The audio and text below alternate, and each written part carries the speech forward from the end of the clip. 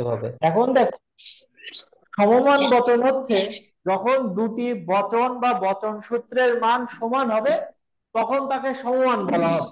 আমি বলছি রোহিত পরীক্ষায় পাশ করবে যদি এবং কেবল যদি নিয়মিত পড়ালেখা করে।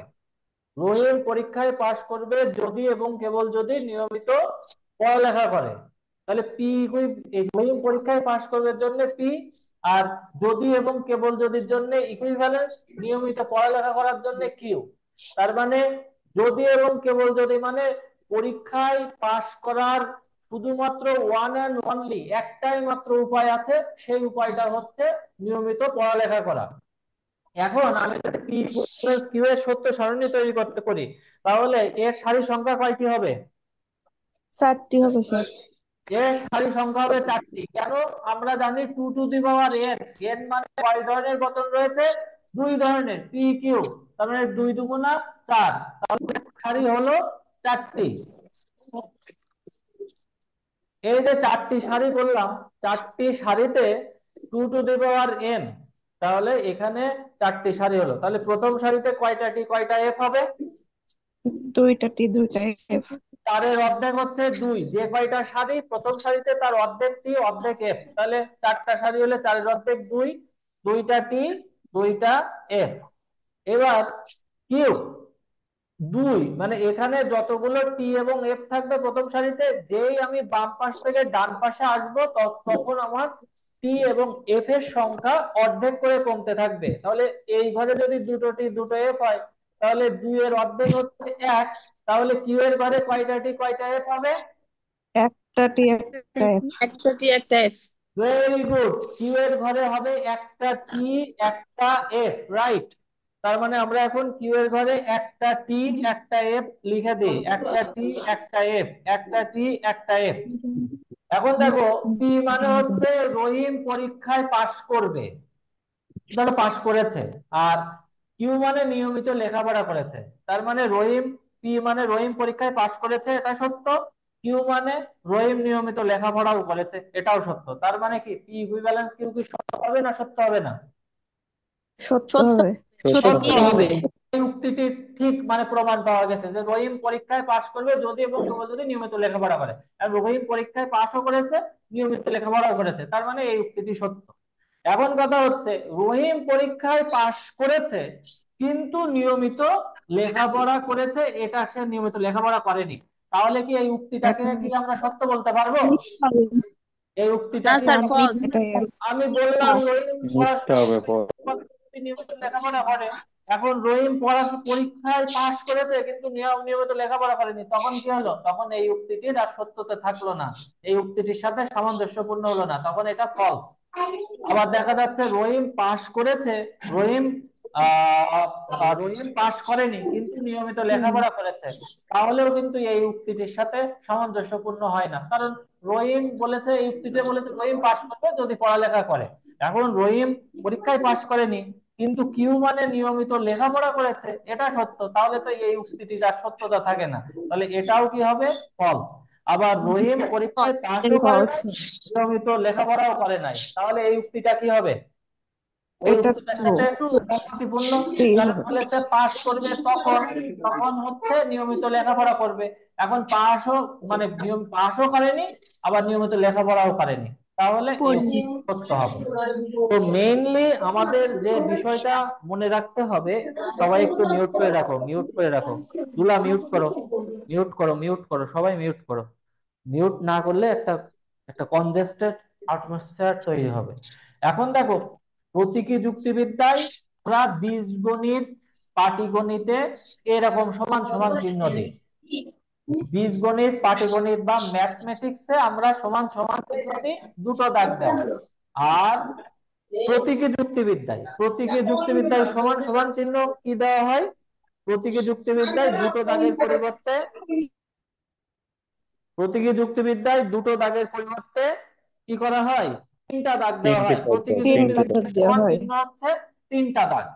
তার মানে আমি যদি বলি পি এর মান টি, কিউ এর মান টি, তার মানে পি আর কিউ কি সমান না সমান না? সমান। এই দুটোকে সমান বলা যায়। আমি যদি বলি যে পি এর মানও 10, আবার কিউ এর মানও 10, পি এর মানও 10, কিউ এর মানও 10। ধরো পি মান 10, কিউ এর মান 10, তাহলে কি আমরা পি সমান সমান কিউ এটাকে সত্য বলতে পারবো না পারবো না? পারবো। পারবো, পারবো কারণ স্যার। দুটোর মানই সমান, পি এর মানও 10, কিউ এর মানও 10।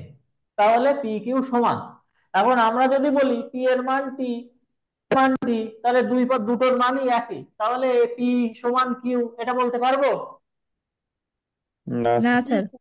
কেন পারবো না? পি এর মানও টি, কিউ এর মানও টি, তাহলে পি ইকুইভ্যালেন্স পি সমান সমান কিউ এটা বলতে পারবো না? জি স্যার।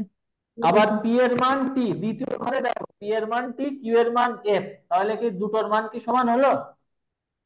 না না স্যার। স্যার। তাহলে কি আমরা বলতে পারবো পি সমান কিউ এটা কি বলতে পারবো? না না। স্যার। তখন এটা এফ বলতে হবে। আবার দেখা যাচ্ছে পি এর মান এফ, কিউ এর মান টি, তাহলে কি দুই পাশের মান কি সমান হলো পি কিউ এর? না তাহলে এটা কি না হবে? স্যার। তাহলে এটা কি হবে? এফ হবে। এফ। ভেরি গুড, এফ হবে। এখন পি এর মান এফ, কিউ এর মান এফ, দুটোর মানই এফ, দুটোর মানই দুই পাশ সমান, তাহলে এটাকে আমরা পি সমান কিউ বলতে সত্য পারবো বল। চতুর্থ লাইনে? জি স্যার। জি স্যার। ভেরি গুড, পারবো স্যার। বলতে পারবো। তার মানে আমরা শিখলাম দুই পাশের মান যদি একই রকম হয় তাহলে পি ইকুইভ্যালেন্স কিউ তাহলে সত্য সেটা সত্য হবে। হবে। দুই পাশের মান যদি ভিন্ন হয় তখন পি ইকুইভ্যালেন্স কিউ এর মান এফ হবে। তো এখন সমমান বচন থেকে যে ধরনের প্রশ্ন আসবে, প্রশ্নটা থাকবে এরকম। প্রশ্ন থাকবে কেমন, ধরো এখান থেকে যে প্রশ্নগুলো হয়ে থাকে, আগে আমাদের প্রশ্ন চিনতে হবে। at the very beginning when we solve a math we have to understand the question।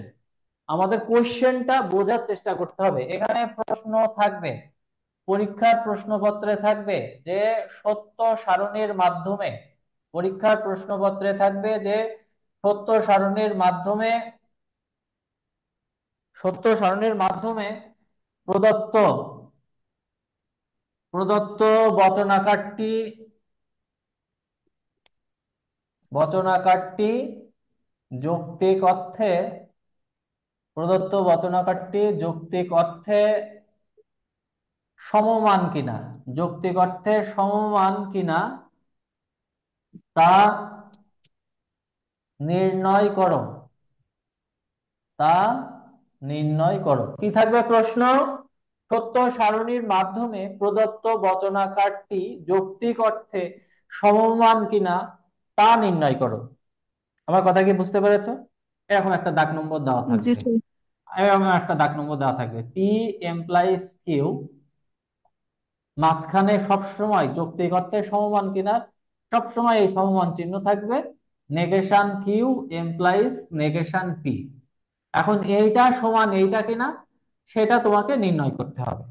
তো আগের অঙ্কের মতোই এরকম একটা নাম্বার দেওয়া থাকবে, নাম্বার 1 এভাবে লেখা থাকলো। তুমি যখন খাতায় অঙ্ক করবে তখন তুমি কি লিখবে? তুমি এখানে লিখবে যে, এখানে কি লিখবে? প্রদত্ত বচনাকার। বচনাকার, এখানে লিখবে প্রদত্ত বচনাকার। হুম, তারপরে তুমি কি লিখবে? এখানে তুমি লিখতে পারো যে সত্য সারণীর মাধ্যমে সমমান কিনা পরীক্ষা, তা না লিখেও তুমি এখানে লিখতে পারো যে পি, প্রথমে আমরা কি কার মান নিয়ে করব? প্রথমে কি লিখবো? পি। ই। পি। সিঙ্গেল লেটার গুলোর তারপরে মান। কি? মানে ইকুইভ্যালেন্সের মান জি। নির্ণয় করতে হলে ইকুইভ্যালেন্সের এই যে বাম পাশের মানও জানা লাগবে, ইকুইভ্যালেন্সের ডান পাশের মানও ডান পাশে মনে জানা জানা। লাগবে। বাম এবং ডান দুই পাশের মান জানা লাগবে। তো বাম পাশে কি আছে?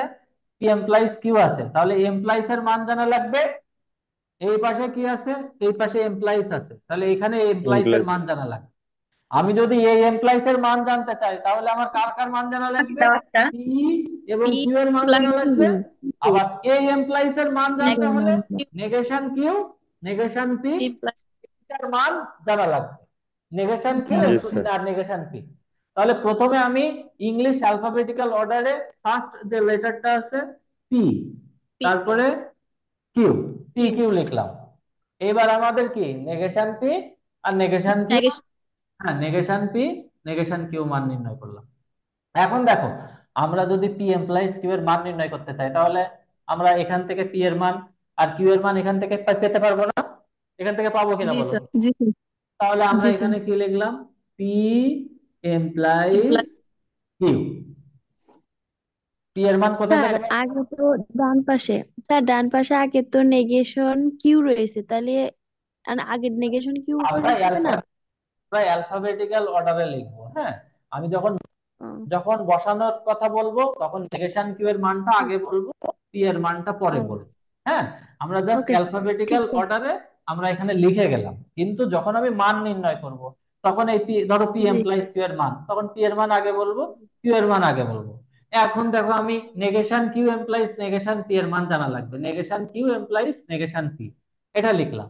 কিন্তু আমি যখন এটার মান যখন বলবো তখন নেগেশন কিউ এমপ্লয়িজ এর আগে আছে, এইটা আগে বলবো, নেগেশন পি পরে আছে, এটা পরে বলবো। আমাকে একটু শেষ করতে দাও, তারপর আমি আর যাচ্ছি। পি, এবার কি আমরা পি এমপ্লয়িজ কিউ এর মান এখান থেকে পেয়ে যাব, negation Q implies negation P এর মান এখান থেকে পেয়ে যাব। এখন কি আমি সম্পূর্ণ বচন আকারটি লিখতে পারি? জি স্যার। Very good. তাহলে আমরা সম্পূর্ণ বচনটি আমরা লিখছি এখানে, negation Q implies negation P. এখন বলো, এখানে ঘর সংখ্যা কয়টা হবে, সারণীর সারি সংখ্যা? চারটা। কিভাবে চারটা হবে বুঝলে, স্যার। কিভাবে বুঝলে বলো, কিভাবে দুইটা। বুঝলে? এখানে নাম্বার কয় আছে। ধরনের লেটার আছে? এখানে কয় ধরনের সংখ্যা লেটার দুইটা। আছে? দুই ধরনের লেটার লেটার দুই আছে। ধরনের।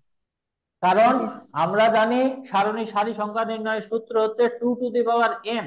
n মানে কয় ধরনের লেটার, এখানে পি কিউ দুই ধরনের লেটার আছে, এটাও কি নেগেশন থাকে থাকুক, তারপরেও এটা তো P লেটার আর Q। তাহলে দুই ধরনের লেটার আছে, দুই দুগুণা চার, তাহলে ঘর হবে কয়টা? চারটা। তাহলে সারি সংখ্যা হবে চারটি। এই যে আমি চারটি সারি এখানে পরপর দিয়ে যাচ্ছি, তোমরাও খাতায় সুন্দর করে চারটি সারি প্রস্তুত করে ফেলো। এই যে চারটি সারি হয়েছে, জি বলো স্যার। চারটি। এখন চারটি সারির প্রথম যে ঘরে কয়টা টি কয়টা এফ হবে? দুইটা টি দুইটা এফ। দুইটা টি দুইটা F। দুইটা টি। চারের অর্ধেক কত? চারের চারটি ঘরে চারের দুই। অর্ধেক দুই, প্রথম ঘরে দুইটা টি দুইটা এফ। দুইটা। আমি এই পাশে আর এক ঘর এগোবো, তখন কয়টা টি কয়টা এফ হবে? একটা টি একটা এফ। একটা টি একটা এফ। একটা টি একটা এফ, একটা টি একটা এফ। এবার নেগেশন পি এর মান কি হবে? কি হবে? পি এর দুইটা মান এফ যদি, দুইটা পি এর মান যদি টি হয়, এফ। নেগেশন পি এর মান, পি এর মান টি এফ। হলে এটার মান এফ, পি এর মান এফ এফ হলে এটার মান এফ টি টি। বিপরীত, বিপরীত, পি এর মান এফ হলে এটার মান এফ, তাহলে এটা কি টি। টি আচ্ছা, কিউ, তাহলে নেগেশন কিউ, কিউ এর মান যদি প্রথম ঘরে টি থাকে তাহলে নেগেশন কিউ এর মান কি হবে? F very good. কিউ এর মান যদি এফ থাকে তাহলে নেগেশন কিউ এর মান কি হবে? টি টি। কিউ এর মান টি, তাহলে এখানে কি হবে? F F. এখানে এফ, তাহলে এখানে কি হবে? T T. Very good. আমরা কি জানি, এমপ্লয়িজ এর ক্ষেত্রে তোমাদের যে সূত্রে শীটটা দেওয়া হয়েছিল সেখানে শর্ট টেকনিকে কি লেখা ছিল? টি এমপ্লয়িজ এফ এ কি? এমপ্লয়িজ এফ এফ সমান সমান এফ আর টি বাকি সব এমপ্লয়িজ এফ নাই। এফ টি টি এমপ্লয়িজ এফ এফ, আর বাকি সব কি? বাকি টি সব পি। এফ। তাহলে পি এর মান কি? প্রথমে পি, পি এর মান কি? টি। এফ কিউ এর মান কি? টি। তাহলে টি এমপ্লয়িজ টি তে কি হবে? T T. টি। পি এর মান টি, কিউ এর মান এফ, টি এমপ্লয়িজ এফ এ কি হবে? মাঝখানে এফ। এমপ্লয়িজ, সেজন্য আমরা এফ এফ এমপ্লয়িজ বলছি, টি এমপ্লয়িজ এফ। আচ্ছা, পি এর মান, এই যে পি এর মান এখানে এফ আছে 3 নম্বর ঘরে, কিউ এর মান 3 নম্বর ঘরে টি আছে, আর মাঝখানে কি আছে? এমপ্লয়িজ, তাহলে এফ এমপ্লয়িজ টি মান টি কি হবে? টি। এফ এমপ্লয়িজ এফ এ কি হবে? T T. T. That's right. এখন দেখো, ওই যে একটু আগে বলছিলে স্যার এখানে নেগেশন কিউ আছে, তো এখানে নেগেশন পি আগে না লিখে কিউ লিখলেন না কেন? এটা কোনো ব্যাপার জি না, স্যার। আমি অ্যালফাবেটিক্যাল অর্ডারে পি আর কিউ সিঙ্গেল লেটার গুলো, নেগেশন যুক্ত লেটার আর নেগেশন ছাড়া লেটার অ্যালফাবেটিক্যাল অর্ডারে লিখলাম, মানে লেটার অনুযায়ী অ্যালফাবেটিক্যাল যে অর্ডার আছে A B C T P Q R এভাবে। তো এখন দেখো, আমি যখন নেগেশন কিউ এর মান নির্ণয় করবো তখন আমি আগে বলবো নেগেশন কিউ। তাহলে নেগেশন কিউ এর মান কি আছে প্রথম ঘরে? এই এফ। নেগেশন, এই যে নেগেশন কিউ এর মান এফ, নেগেশন পি এর মান কি আছে? F F. তাহলে আমি কি বলবো? এফ এমপ্লয়িজ এফ মাঝখানে এফ যে এমপ্লয়িজ আছে এফ, এই যে কিউ পি এর এফ এমপ্লয়িজ এফ এ কি হবে টি। টি টি এখানে পি আগে আছে বলে সারিতে পি আগে আছে বলে নেগেশন পি আগে আছে বলে এটা আগে বলবো না, আমি যেটার মান নির্ণয় করব সেখানে কোনটা আগে আছে সেইটা আগে বলবো, সেই মানটার কথা আগে বলবো, জি এফ এমপ্লয়িজ এফ এ টি। আচ্ছা, এই নেগেশন কিউ এর মান টি আর নেগেশন পি এর মান এফ, তাহলে টি এমপ্লয়িজ এফ এ কি হবে? F F very good. T implies, sorry এটা কোথায় চলে গেলাম, এখানে যদি আমরা বলি টি এফ এর নেগেশন এফ এমপ্লয়িজ টি তে কি হবে? T T. টি দেখো খবরদার এই ভুলটা সবাই করো, যে এখানে নেগেশন পি আগে আছে বলে আমি আগে যদি বলতাম যে টি এমপ্লয়িজ এফ, সেটা বললে কিন্তু এটা এফ হয়ে যাবে, সেটা কিন্তু চরম ভুল হয়ে যাবে অঙ্ক। ভুলে আমার এমপ্লয়িজ এর আগে গেছে। যেটা থাকবে সেটার মানটা আমি সবার আগে বলবো, আর যোজকের পরে যেটা থাকবে সেটার মান আমি পরে বলবো। নেগেশন কিউ এর মান টি আছে, তাহলে আমার এটা টি বলবো আগে, নেগেশন পি এর মান টি আছে, এই টি বলবো পরে, তাহলে টি এমপ্লয়িজ টি তে কি হবে? টি টি। এখন দেখো আমাদের দেখো লক্ষণীয় বিষয় যে বাম পাশ আর ডান পাশ সমান কিনা, দুই পাশের মান যদি সমান হয় তাহলে টি লিখবো, আর দুই পাশের মান যদি ডান পাশের মান আর বাম পাশের মান যদি সমান না হয় তাহলে কি তাহলে লিখবো? এফ এখন তোমরা বলো এফ এমপ্লয়িজ কিউ এর প্রথম ঘরের মান কি? টি টি টি টি হুম, পি ইকুইভ্যালেন্স কিউ এর প্রথম ঘরের মান টি, আর নেগেশন টি ডান পাশের মান কি? নেগেশন কিউ টি। এমপ্লয়িজ দুই পাশের মান কি সমান? জি হুম। স্যার সমান হলে জি কি স্যার লিখবো সমান। এখানে? টি টি টি। আচ্ছা, টি পি সমান টি হচ্ছে হবে। টি। এর মান দ্বিতীয় ঘরে F, negation Q implies negation P এর মানও এফ, পাশের মান কি সমান না সমান না? সমান সমান। এর জন্য সমান হলে সমান। তাহলে কি লিখবো? টি। টি টি। দুই টি। পাশের মান সমান তাহলে এটা টি। আচ্ছা, পি টি এমপ্লয়িজ কিউ তৃতীয় ঘরের মান তারপর টি। টি, এটার মানও টি, তার দুই তারপর পাশের টি। মান কি সমান? সমান। জি জি স্যার সমান হলে তারপর T. T. Sir P implies Q এর মান T, negation Q implies negation P এর মান টি, তাহলে টি আর এই পাশেও টি, দুই পাশের মান সমান, তাহলে এখানে কি টি। লিখবো? টি টি টি। লেখো। টি তাহলে কি হয়েছে আলটিমেটলি সবগুলো কি হয়েছে? তো সত্য। সমমান শত হয়েছে সত্য হয়েছে, শত সত্য হয়েছে। জি স্যার। এখন এটার আবার একটা ব্যাখ্যা লিখতে হয়, বুঝেছো? এটার একটা ব্যাখ্যা জি লিখতে হয়, যৌক্তিক অর্থে সমমান কখন? যখন সবগুলো মানে শত সত্য হয় তখন বচনাকারটি যৌক্তিক অর্থে সমমান, আর যখন চূড়ান্ত স্তম্ভটি শত সত্য হয় না, মিশ্রণ দেখা দেয় বা এফ থাকে, তখন শত সত্য না হলে সেটা যৌক্তিক অর্থে সমমান নয়। এখন এইটা কি চূড়ান্ত স্তম্ভে শত সত্য হয়েছে? জি স্যার। জি স্যার জি তাহলে স্যার এখানে কি যৌক্তিক অর্থে সমমান। এরা কি লিখবো? এখানে প্রথমে লিখে দেবে অতএব প্রদত্ত বচনাকারটি শত বচনাকারটি, শত ব্যাখ্যাটি হয় বচনাকারটি শত। যৌক্তিক শত অর্থে না, শত সত্য না, যৌক্তিক অর্থে সমমান, এরকম লিখবে। কি লিখবে? অতএব প্রদত্ত বচনাকারটি যদি সবগুলো টি হয় সমমান। তাহলে যৌক্তিক অর্থে সমমান লিখবে। এখন দেখো এটা লেখার পরে আবার একটা ব্যাখ্যা লিখতে হবে, সেই ব্যাখ্যাটা কি আমার সাথে সাথে সবাই লিখবে। এরপরে একটা ব্যাখ্যা লিখতে হবে, ব্যাখ্যাটা লেখো, ব্যাখ্যাটা কি লিখতে হবে? যে এখানে আমার সাথে সাথে সবাই লেখো, এখানে গ্রাহক প্রতীক, এখানে গ্রাহক প্রতীক বর্ণ, এখানে গ্রাহক প্রতীক বর্ণ দুইটি বলে, দুইটি বলে সারণীর, সারণীর সারি সংখ্যা হয়েছে কয়টি? কয়টি হয়েছে? চার চারটি। চারটি চারটি, হ্যাঁ,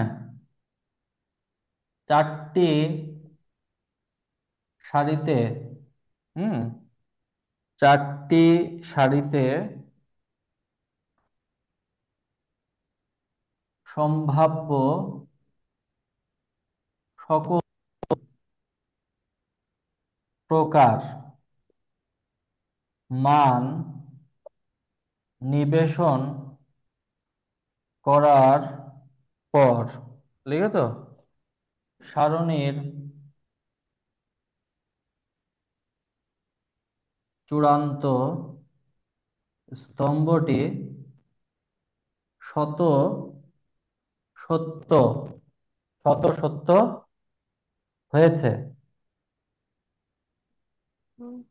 শত সত্য লেখবা। এখানে গ্রাহক প্রতীক বর্ণ দুইটি বলে সারণীর সারি সংখ্যা হয়েছে চারটি সারিতে সম্ভাব্য সকল প্রকার মান নিবেশন করার পর সারণীটি শত সত্য হয়েছে। অতএব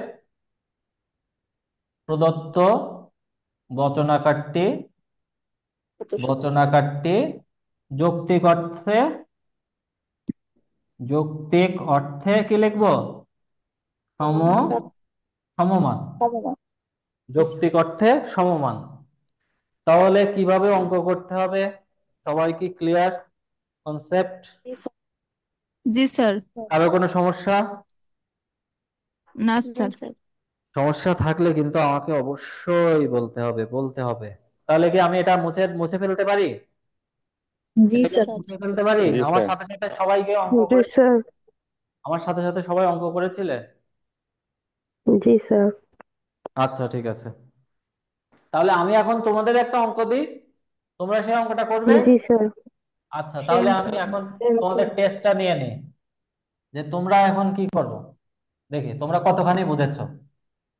আমি যে বোঝালাম সেটা তোমরা কতখানি বুঝেছো সেটা এখনই প্রমাণ হয়ে যাবে। P implies Q, equivalence, negation P, vel Q। এটা করবে সবাই, অঙ্কটা করো দ্রুত গতিতে, অঙ্ক করা শুরু করে দাও।